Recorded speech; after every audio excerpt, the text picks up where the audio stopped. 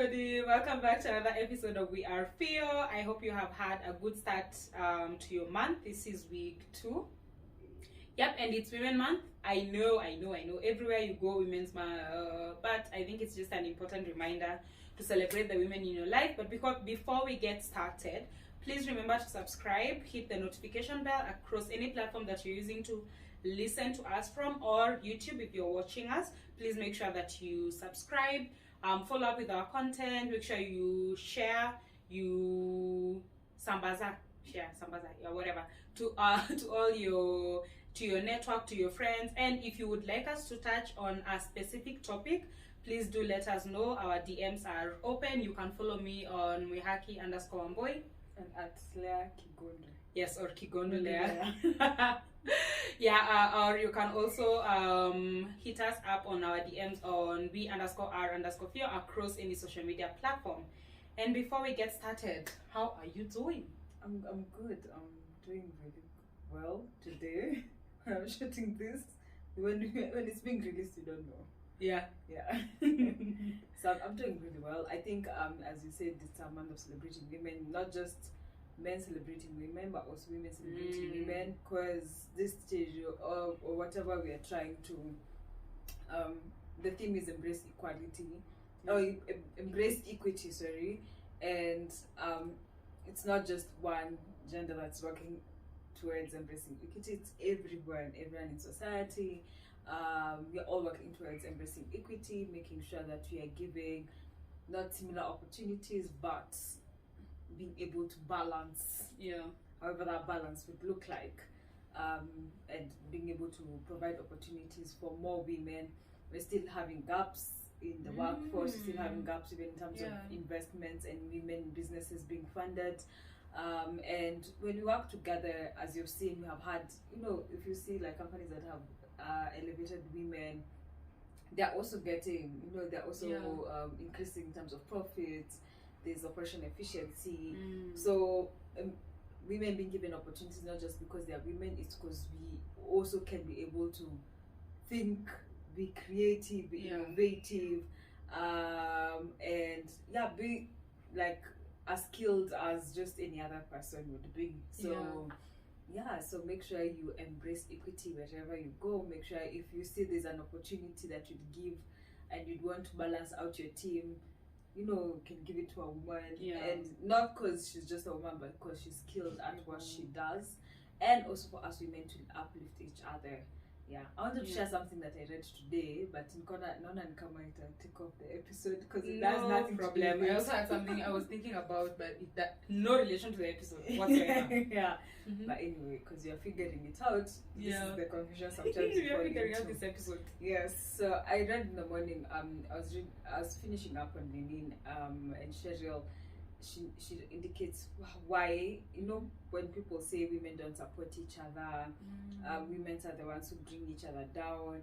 And it's true that like when a woman would become a boss, people like they would maybe not uplift other women. It was something that used to happen. And it's because when you get to the top, and at the top there's many, like more males and females.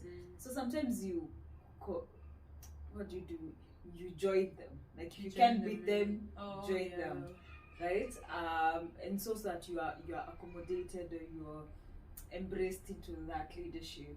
And so sometimes you'd end up not supporting the women that maybe you needed to support or encourage.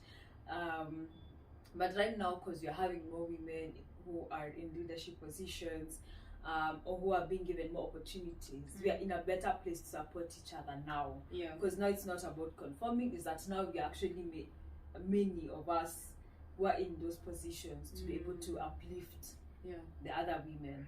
And not like you need to conform anymore. And you don't need to bring any other woman down, so that you are able to elevate or to progress. We have seen that we can see women now are progressive, minus them having to step down on others. And so I think we should not have the narrative that women are stepping on women. I feel like now we are having more women in this position of supporting other women to be there. Yeah. Like our company is like 72% are female. Mm. I do not have gender equality. 72. Yeah. Oh, that's amazing. I feel like that's a very... Most of our managers are women. Most of my colleagues are women. Yeah, it's crazy because they say women are the ones who pull each other down, but a recent study I read mentioned that women are far better managers in comparison to men in terms of growing their teams. Or like making sure that their teams are able... You don't stay in the same position when you're being managed by a woman. You would stay in the same position. You would more likely stay in the same position if you're managed by a man. Which is crazy that we are like the same sides of one coin. We really drag each other down to some extent, and then we're also really good at building our teams and progressing. It's insane. But I feel like it's because maybe I think I understand like the concept here where like for you to get up you had to bring someone down. Yes. But I don't think right now it's something that it works anymore, because I feel like like in our company, so who are you bringing down to get up? Exactly. You're getting up but still to the same way, you know. So that's true. I feel like right now the opportunities for us to uplift each other are more without having to feel like you need to step on someone or you need to, you know, be malicious or stuff like that. I think we can now support each other fully without having to fit in, because I feel like now we are more, or the more women are doing more things, the more now it's not a fitting into like a masculine thing. It is now we are actually part of the conversations. We are on the table on those discussions. And also I think also it's not just because I was thinking about how still in the book there's a place where it says like the kids, there's a lady, I think she was taking her kid to school and she got really angry at her mom. So the kid got really angry at her mom and she's like, why don't you usually come for me at school? And the ideology is that even as we're bringing up children, what are we showing them that the roles of the parents would be? So like if the parent doesn't come, if the mother doesn't go for them, then she's like a bad mom, or she will feel guilty because children have been taught this is the work of the mother to do, and this is the work of the... So even as you're growing up, and I think even for us, what you've been taught is that you have seen roles happening, so and that's so ingrained in our minds that even if sometimes you say, oh, women empowerment, you still find yourself still embracing or living those same notions that have been there, and that's social construct that the society has already put. And so the question is, how are we also showing kids that women and men can be either or, like the man can also be the one who's dropping the kid to school, and the woman can be the one who is maybe doing a meeting or like managing something. How do you place that balance that parents, like a mother doesn't need to feel too guilty when and she's like not... mom guilt is a big thing with career women. I don't think I can speak on that because we are not there. We don't know anything. Not yet. So we are like zero. But how can we get to a place where like these home roles, because I feel like it's usually a conundrum of like home roles and like career roles, and so where can we get to a place where these roles are for all of us? So how do we get to a place that we can be able to balance and not shaming? Because the other thing is people feeling like, for example, like mothers. Sorry, I'm using mothers because of this book, and Sherry is a mother, so she used a lot of mother things. So she says there are a lot of like wasing, for example, between women, because the fact that maybe I would decide to be a home mom and you decide to be a career woman, a part of me judges you, and the other, and you also judge me. So in regards to if I'm a home mom, so I'm judging you because I don't think you're very present parent or you're not a very present parent to your kids, and the other way around, I'm just like, how can you just be don't you have dreams? Yeah. You know, I and think aspirations. it's like this lady, I don't know what's her name, the one who wrote the Year of Yes, Shonda Rhimes. She has that. There's a TED talk that she had, and then she was talking through the book, The Year of Yes, but also the balance of the guilt of not being what she thought would be an ideal parent, and also being able to balance it with like really thriving in her career. So she would say yes to. She reached a point where she would say yes to anything that her child or children, I don't know how many she has, like say yes to what they would want to do, and that was not coming from a sense of guilt. Now it was coming from a sense of she wants to actually kind of find a way to balance it out, and this is more important than career. At the beginning, the career was more important, or was like at a slightly higher place in comparison to maybe her as a mother to some degree, but now it's more important for her to make time for this human, because children are great imitators. If you show them that work or something else is more important than them, that affects first of all their self-esteem, then they imitate that in how they grow. So it's more likely that child will become like that, like they would prioritize other things than their family, or they would be the complete opposite and be really awesome humans and prioritize family more than anything else. So like it's just that concept of how do you do both at the same time as a woman, because the reality is we would have a heavier kind of, I don't know if I should say a burden, because can you really compare, and when you check even at how many single women we have, you can't really compare the burden of parenting like between the two genders. So I feel like we need to get to a place where now it doesn't feel like it's just your responsibility. I think it feels that way because we're the ones who are breastfeeding, but essentially every other thing a man can do. For example, when you watch Fatherhood. Oh yeah, that's actually a very good depiction of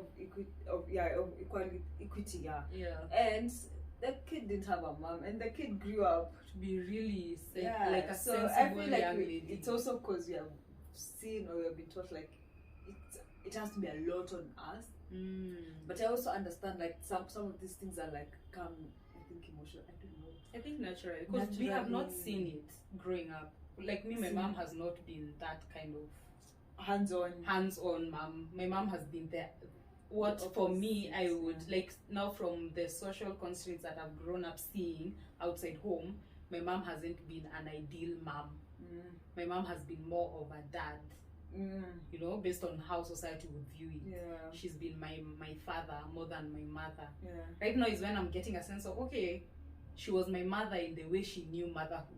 At that time. So and also the way she lived survive at that time. Exactly, and also herself. Because you know sometimes as children you kind of become selfish and think my mother didn't do the right, like you're now judging, and then the more you grow up, like these are the things that we're discovering in our 20s, you grow up and you realize, okay, the way they did it was maybe how they understood how they understood best, how they knew how to cope, how to survive, just to make sure that you are okay in everything you needed, but not like emotional needs. I think because I think also me growing up, that's one thing I realized, that the first thing that people look at is, do you have clothes, do you have food, can you go to school, for like the physical, the material. Whether you're okay mentally or emotionally, it's no one's business. Not like it's not business. I don't know. They don't ask. They don't check in. You don't know how to talk about it, so you don't have the language. No one has taught you how to say what you're going through, and then those things are the things that affect you when you grow up.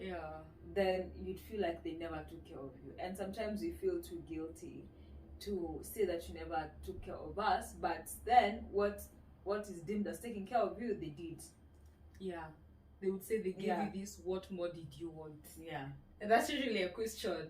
Like, you remember when you make a mistake, how the parent figure, the parent would be like, okay, ukona chakula, you have a bed, you have clothes, what more do you want? You know? And at that time you can't articulate it. You don't have the language. You can feel it, but you can't articulate. You don't have the language to talk about it. It's crazy. So I think also when we were taking this conversation. Yeah, we will out, that the other one watch the next episode. Women's But Month. what do you feel like is ways in which young women like us who are not maybe mothers, because I feel like when you're celebrating women, I feel like sometimes younger women are you don't have a, it's like there's nothing to like celebrate about you. And I felt that way like in 2020 because I sat down and thought and I thought about like women in my head. I'm just thinking about like older women, accomplished women. I'm thinking about even like older women than me. I don't feel like there's anything to be celebrated about me or anything about embracing equity for me as like a young woman. I don't know. Sometimes it feels like International Women's Day is just like for women that like I'm a woman, but I'm like woman here. You're like you are part of the people celebrating the women. You're not part of womanhood. The woman. And even if people send me, I'm just like, okay, thank you, but you should maybe you should celebrate somebody else. Like thank you, but like okay. I get the feeling. It's very like you feel kind of misplaced in a way. In a way, because you're like, okay, maybe it comes from what we define successful womanhood to look like, and the first thought somebody would come about is having children or raising kids, and then after you evolve from that, you're like a career woman, somebody who has moved like up the ladder. But then you forget these, like our sisters. Like when you think about how would you celebrate Carol, or what are some of the things you want to celebrate about her? It takes time. You okay. Wait, let me think about it. Let me think. And I don't know. It makes me feel a little bit guilty. But then I'm like, I you know where you get to a consciousness of, okay, now I need to start identifying myself and my sisters as like women, you know, and celebrating just them in their essence, like just the people they are without the material things they've done, or like the things that are worldly accomplishment. That, and also there's also the feeling of like, this is so bad, but I feel like it's also the fact that I think we are in a place where now there are women who went before us and fought for us to be able to get the opportunities we had at K-pop.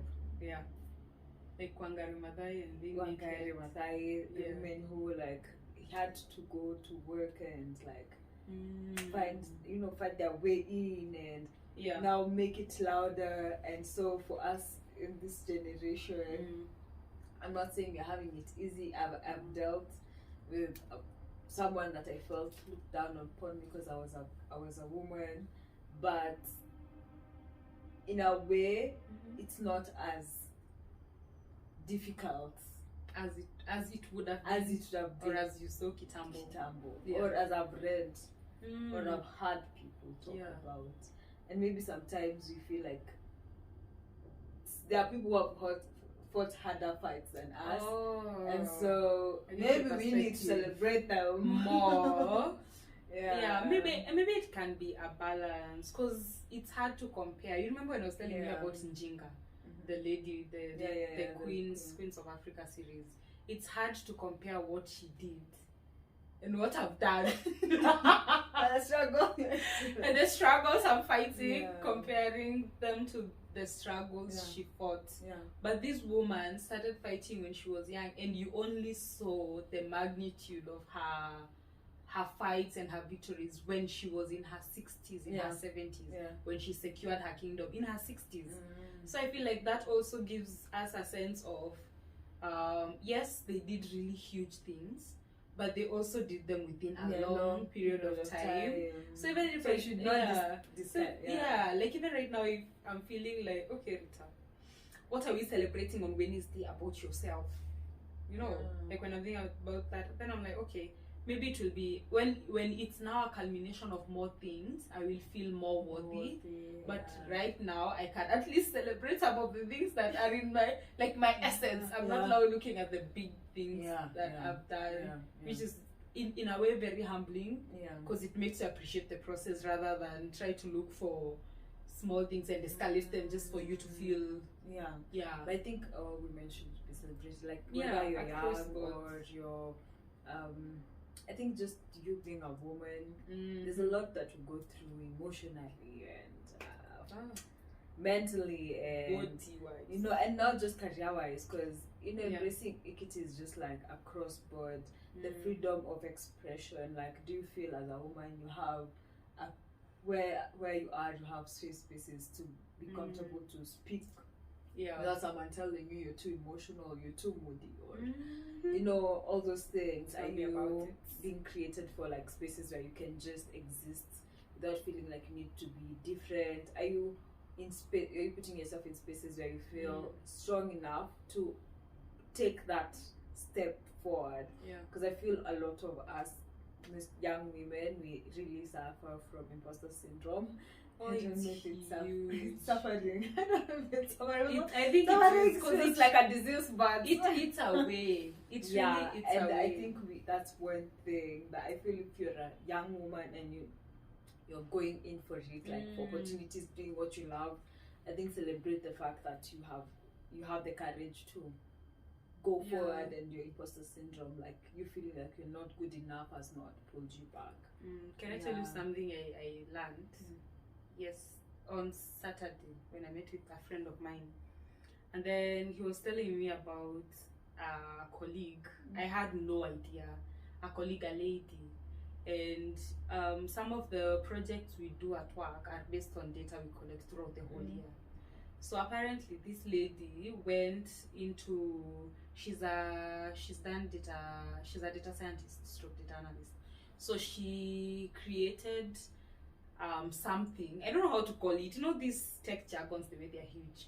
She created like a spider that roamed the web and was looking for data on the project that we wanted to do, to kind of validate it across the web, and she got reliable validated data, and that was one of the key things that made us transition, or like what is it called, like move from one thing and launch something new. You get? So I didn't know, because when I had that conversation with this lady, like when we talk, usually she doesn't seem very loud, but she does a lot. Like I really got a sense of appreciation for that, because for a guy in the same space, I even know a guy in the same space who was loud, and I didn't know that this person was actually the brains behind it. And there's a time I had a conversation with that lady, and she was like, one of the things she wanted to really grow in was her self-esteem and not doubting herself, and the imposter syndrome. And then this Saturday, when I now had the story, I'm like, this chick is a badass. She's doing like a lot. If you can do something that actually changes the way the company is doing stuff to something new, I feel like that's something you should really celebrate about yourself. So it made me sad, at the same time I was happy, because I was like, that imposter syndrome can really make you suffer, because it can eat away at your confidence, and the fact that you cannot articulate what you've done and own it really puts you at a disadvantage in certain spaces. Because if you cannot communicate your worth in certain spaces, the probability of you being promoted, or probability of you moving higher up in the ranks, is very little. It's crazy. I was just like, what I could not believe it. I think it's like, I think we really struggle with like owning our work, because I can imagine if, for example, the person who was loud about that project, I'm very sure most people thought that they are the owners of that project, and if in case of an opportunity, they would be given first. Exactly. Without the consideration of this other person. But if she like, no, this is something I worked on, so I would want to be the person who's owning it, and knowing that you're worth, the fact that you thought about it and it succeeded, like you're worth it, like you're worth whatever. And I what do but that was about procrastination, but the imposter syndrome is also usually comes from, and I think I read this somewhere, I can't remember, from the voices of someone who who cancelled you when you were young. yeah So it leaves like a trace, yeah but you usually cannot pinpoint which exactly. It can happen, like it can be maybe you are also confident even when you're a bit grown, like you are confident about something, then somebody cancelled you. You start developing some essence of like self-doubt and not belonging and stuff like that. But also the notions around that women are good at this and men are good at that. So sometimes you find that you pick up things that you feel like are more masculine. You tend to step back and let the men take the lead. Just the way sometimes men let women take lead on things that are apparently supposed to be women. Like for example, like if it's an event and then they tell the lady to do the breakout, the engaging community stuff, and then the guy will come in and explain out the technical terms. I don't know, explain the project is about this, and then the lady will be mandated to come a breakout room. And making sure. Example, it used to be like, for example, we are with people, and then anachagua chairman, I have a secretary was also a lady. Treasurer rarely ingekuwa mwanaume in most cases. In our families where I'm seeing treasurer is a woman, because we don't have options. Even for the first time, I've never, I have never seen it, like a man leading a conversation in our family. I've seen it this year. They are not leading it. They're not like leading it. Like they're not like, this is what's going to be done. Oh, they were told everything. It's crazy. They're actually just being like, okay, so what do you do? Blah, blah, blah. So it was the women who are deciding what happens. It's just like, in our family we have so many women. So it's insane. I pity the men who come into the family. And we have such a strong voice. Like we come from a place where the women are very loud, outspoken, more than the men in our family. I think one, because of the numbers. Two, just because I think, I don't know, I didn't get to experience Guka. So I don't know how Guka was. But now I've seen my shosho. Yes. So when you see my shosho, now you understand why all the other things are lying. Because our shosho is a very strong woman. I think she's one of the women we'll be celebrating. This coming, when you're shooting this, I think when we release this, it will be past International Women's Day.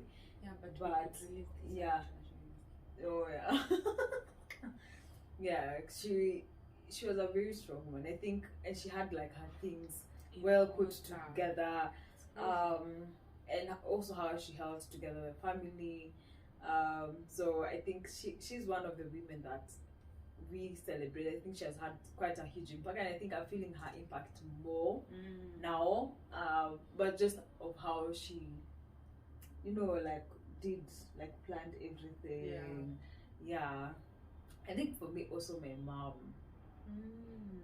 I think my mom was also a badass. Like I hear the stories. I'm just like, I don't know who that is. Was this your mother? They say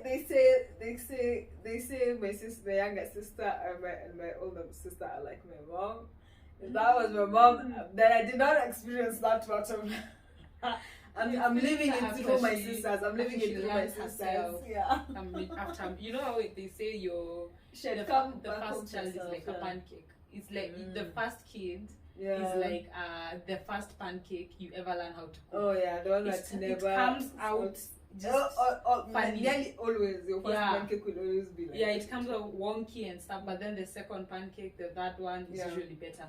So maybe that's how, when I'm thinking about it, I'm like, wow, maybe the first pancake, my mother just came out when you call attacker. But my last sister has like I don't know what exact behavior. Maybe she stopped making pancakes.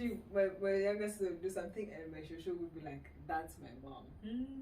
I think that's why they were so close. I was cut from a different cloth.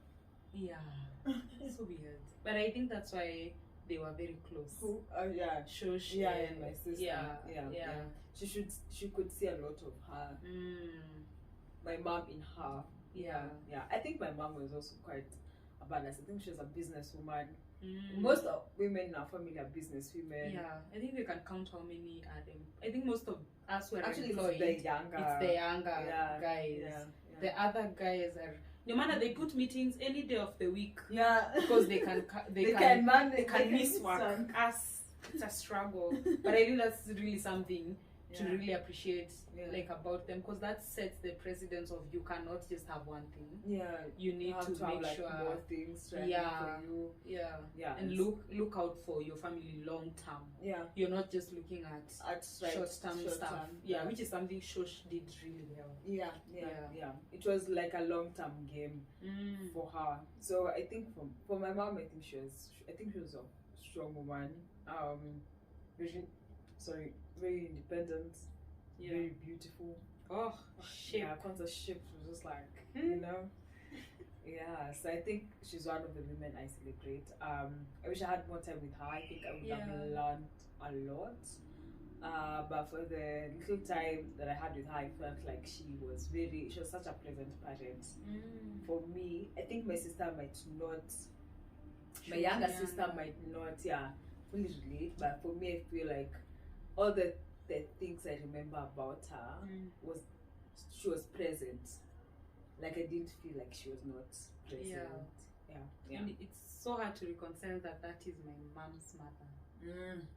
I cannot. For the life of me, I cannot, because my mom is so opposite. And I think now as a grown up is when I've come to see it full circle, how she was a young mom struggling to raise a child. So it was like a child raising a child at that time. And right now it feels like now she is the parent I wanted when I was younger. Yeah, because it feels like now she is more present. She listens more. There's still some things that rub me the wrong way, but she's also human, which is something I'm appreciating. Because now I have like the understanding of her as a person, not her as my mom first. And then that gives me like, okay, I don't need to really get my claws out and like remove or like attack how she raised me. It now gives me a sense of appreciation, because I don't think it was easy. I don't think it was easy. And from the stories I've had with the struggles with the with the dad and stuff, like all that, and fighting to raise me and not leaving me behind. But she has never left me behind. Even when she's been looking for love in the marriages she's tried, I was always, me, Regina, were always a priority. Like she would sit down with us and say, I'm considering this person because of this. She would say, like, I want your opinion, just so that you can say your opinion, not so that she will go with your opinion. But at the end of the day, I think it helped that we had a voice. Even if it was just for the sake of speaking.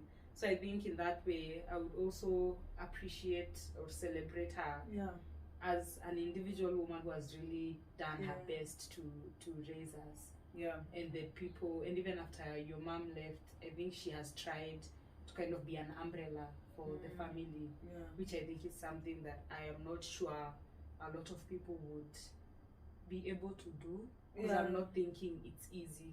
I don't think it's easy. I think she has really tried to and I think I'm also like experiencing, I think by the time my mom was living, I think she was also quite young. Like I don't think at that time which was the best time for her to take up like the kind of responsibility. So. I feel like she's now taking up. I think right now she has more capacity. And also it's because you're grown. So in a way we can all have like a better conversation. I really also appreciate her. I think for us, us growing up, I wouldn't say we have lived together. We have not lived with your mom. Like we're sisters, but we have never never lived together in the same house as under my mom's roof. Oh yeah.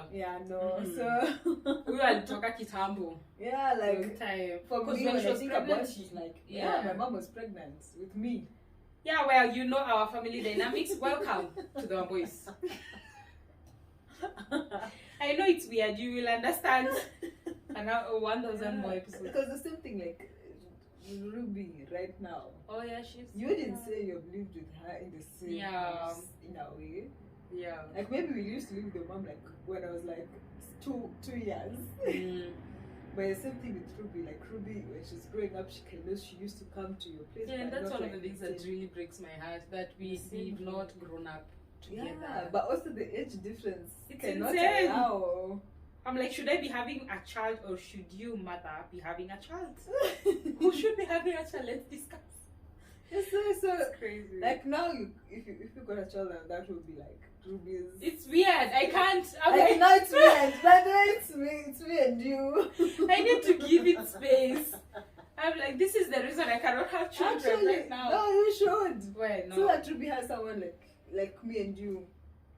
No, like, but Regina, it's already too late. 6 years. It's already too late. Regina and Caro. No, me and you, let's decide on the date. And then those ones can grow like that. Ruby has Hailey.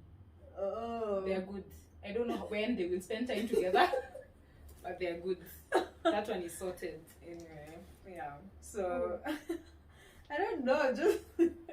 But yeah, I think I really celebrate her. I think she's a strong woman. Yeah. I think she's done a lot. I think there's a lot about her I admire. And I think it's a work in progress. I'm also, I think as I'm growing up, I'm appreciating how different people showed up in my life, despite how, whatever happens in between, and just learning how to let go of those situations and not holding them. Because the more you hold on to them, the more anger you have, the more resentment. It builds out. So I'm choosing to be more peaceful with things. I'm okay with like also letting go of other relationships if they don't need to be worked on. And then when you need to work on them, you'll work on them. I'm just letting things to go per their season and how they're going. Yeah, I like that. I think it gives you sanity. It gives you like a sense of peace and calm, just to move with the seasons. It really helps. I think for me, the other women I think have had such a huge impact on my teachers. I always mention my teachers when my class 8 teacher, theory genesis director, Mrs. Kitao, Mrs. Kidakwa, the deputy school head teacher for St. George's at that time. I don't know who is it at this time. This Chariot, she's my class teacher. I feel like these women stood with me like their own child. Like I feel I'm the woman I am today because of them. My kind of strength and like going for things. I feel like it's because of these women who believed in me. Even when I was not like performing well, or if I performed well, or like that they understood my capacity, and my capacity was not limited to my marks or anything. They understood my capacity as just like Leah, and that gave me so much confidence to walk with confidence. Like in school, I went to a bougie school, but a bougie. We will not mention the name loudly. But I feel like when you're in such a place and from where you're coming from, it's so easy to be intimidated and feel like why am I in this place but I don't have as much as in terms of wealth. In terms of like what people would come with to school, maybe you don't have as much, or and being in such a situation, I saw people in our school leave the school because of that pressure. Leave that school and go to a different school because of that pressure. I saw people lose themselves because of that pressure, like trying to keep up and stuff like that. That's what builds up the whole social light kind of setup. Where you live based on what you see on social. And our school had to like do so many things, like not having like visiting days because of such things. These are the people who made us not carry a lot of things to school. So we just carry blue band. Like even they refused to, people initially used to carry fruits, like apples and oranges. Apples. Where? Bougie. But then zikakataliwa kwanza because people used to come with like oranges zile za supermarket. South Africa zenye ziko na sticker. always green. No campus are green. Yeah. You know, people are coming with shopping. I know, like people used to come even with like treatment to school, like perfume, nini. But you know the time. What? What is treatment? What is treatment? Like come with a whole like hair care package and stuff. It used to be crazy. What? Yeah. So you find like sometimes people used to go through a lot, but I feel like I never felt in a way inadequate or I didn't belong. But I also feel it's because I had like this good backup or support system. Yeah. That made me feel like I belong there. Like it doesn't matter. It doesn't matter whether you're able to buy this or that or you're not or you know, because when people used to speak out in our school you couldn't leave school. Like when you see how schools would close and then you mnachiwa mnaenda nyumbani. It was different. As Chukuliwa shule. So your That's parents how you know. come mnatembea kwa barabara irenesa na kujona. You know, like those things would really affect because at that time you're a teenager, you know, you're trying at that to time be you're cool. very susceptible to being influenced. Yeah. So I felt like I never, I think, gave an expectation to my guardians. I don't know, but I felt like I never gave them expectation to do certain things for me. And I think it's because of that kind of support across. But even when I was in primary school, the women who stood with me, I remember there's a time Nikiwa class 8, Mrs. Gitao came to be like my parent, and we sat down and like we discussed my performance, and she's the director of the school. So I felt like, you know, her taking time to come and ask how I'm performing, to even, because my parents passed away when I was in that school. Both of my parents passed away when I was in that school, in the same school. So they were there throughout the whole journey. And even when my dad passed on, they were like able to like take me in and just be like, no, you won't move our school. We want us to stay here, and even if it means like paying for the pole or like giving at least like a bit of you know, just giving a wiggle room, we will. And that felt like really good. Like they need no relation, but they still like saw something in me. So I really appreciate. That's like the women giving women spaces. Which is phenomenal. Like an older woman doing that, and you know they are not holding you to return anything. Chances are that you would never again meet in this lifetime, you know. But I love the fact that they were able to come through without holding something against you. I think it really takes a lot where you're not doing something out of selfishness. It's out of selflessness. Sometimes I usually think maybe soon I would want to have like a luncheon. It would be good to celebrate these women because we for teachers, I think we really forget. But for me, they're like for granted. For me, they're like the highlight of my. I don't know. I think a lot of people, even family, I don't think my family knows me that well because I think most of them think I'm very reserved. But that's what I think they think. I don't know because not most people find them on my alley as such. But I feel my teachers like took time to understand me and my capacity. I think most people in my family think I'm just smart or like I know things or I know books or I can do math. But I feel like my teachers so beyond like me being good at my books or whatever. I think they're so beyond that, and I really appreciated that. That's phenomenal. Alright. I think we have really gone out of scope. Let me tell you, there's nothing. This was not the episode we planned on at all. Like zero. We have touched on zero. Nothing. We have not even said the head. But I think this is a good one for Women's Day. I think even our friends who are platform celebrate you. All of you. It's just that Gina. So many. Gina. Pascalia, by the way. Oh yes. Pascalia has been really like a good friend. Like I feel like she was meant to be in my life in a way. I also think so. Celebrate you, sweetheart. Watch this episode do fike back up. By the way, let's talk. We will ask. Who else? I think our sisters, Regina and Carol. I feel like Ruby. they are the people who have taught us to be responsible.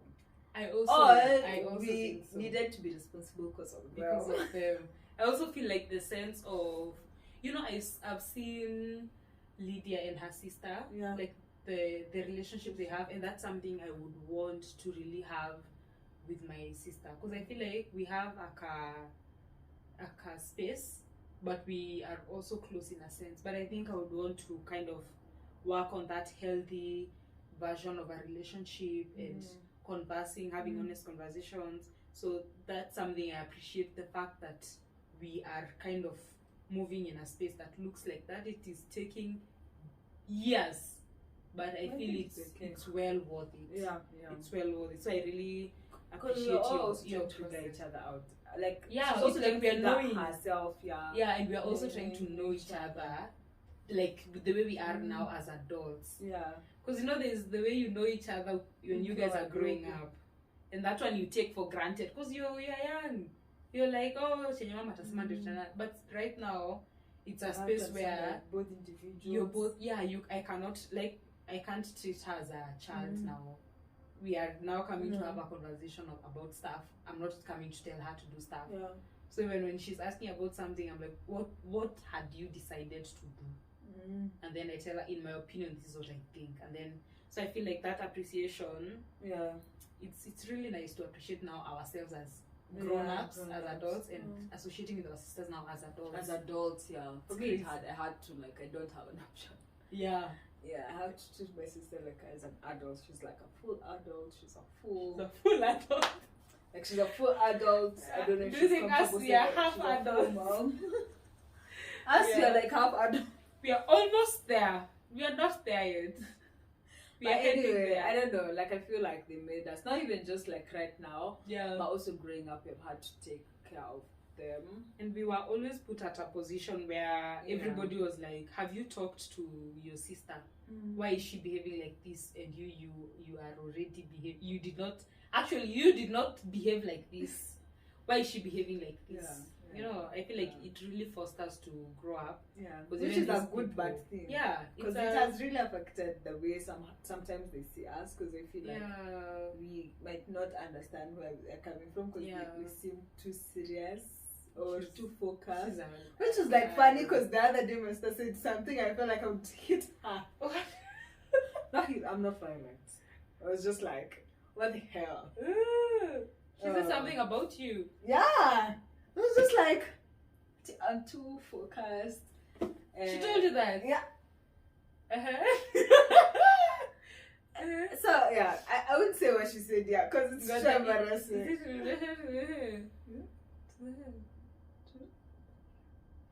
Oh, okay. The last video. Ah! So, I was just like, but that's insulting. Oh, that's not even supporting. Why isn't she giving you space to balance? I don't know. I think it's the perception. Yeah. But I feel like I've always been open, but I think it's still hard for her to see me from that lens. Yeah, and you guys also haven't grown up together. Yeah, we've also not grown up together like you guys. Yeah. So as we've grown a bit, actually more apart, because now as we are growing up, we're still not living together. So since my dad passed away, I went to boarding school. She stayed at Shosho's. After Shosho's, I moved. Oh you moved to the other side. So it was just see each other over the holidays. Okay, work in progress. Yeah, progress definitely. I feel like all my siblings right now is sort of work in progress, because now we are older, and I know we can talk. Initially, I felt like there was a lot going on, man. I think right now is where maybe, with all my siblings apart from one, but we had to talk about there. Okay, I think then it's we have coming from a big family. It is. Yeah. It is. Yeah. Me, I say that because I feel like I am part of your siblings. Oh, so it takes time. When I hear, when we went home and everybody was just chocosaing me, and because I am now the oldest cousin. and all the Oldest other cousins are great-grand. oldest great grandkid, and all the other ones are tiny humans. And then also when I bring a partner, he joins me in that, being the oldest cousin. Great grandchild. Oh, great grandchild. You're not even a cousin. So this episode is a wrap. Thank you. We will not discuss any further. This episode has no name as of now, but we will decide before it drops. Yeah. We will decide. I think before it drops. celebrating women. Yeah, celebrating women. So I guess that's it. Yeah? Alright, so thank you so much for watching the impromptu episode. We really appreciate you taking the time just to listen to our own stories, off the bat. Like this was nothing decided on. Yeah, so thank you so much. Thank you. What did I want to say? Oh, you've watched up until the end. Have you subscribed?